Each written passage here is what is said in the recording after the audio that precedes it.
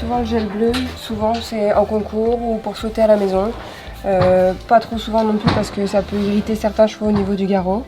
Mais ça permet à la selle et au tapis de rester en place.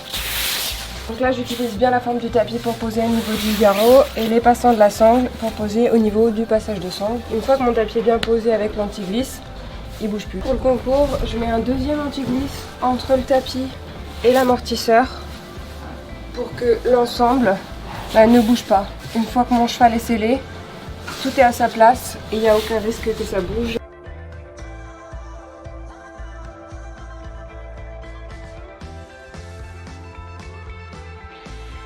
Donc là j'ai bien dégarroté, ma selle est bien à sa place, mon amortisseur est bien positionné de façon égale avec mon tapis et bien au milieu du tapis. Normalement il n'y a aucun risque que ça bouge, je peux sangler.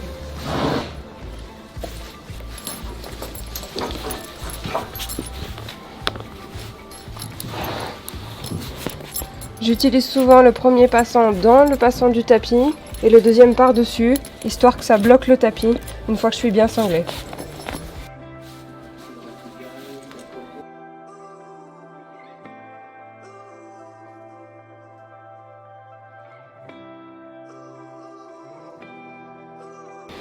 Donc voilà, mon cheval est scellé. En général, je sangle pas trop dès le début parce que c'est souvent un moment pas très agréable pour le cheval. Et ils ont souvent tendance à se gonfler. Donc j'attends un petit peu, je peux faire un étirement de temps en temps. Il y a des chevaux qui aiment bien ça. Ça permet d'enlever les plis derrière le coude au niveau de la sangle. Et une fois que mon cheval a marché un petit peu, je peux ressangler correctement.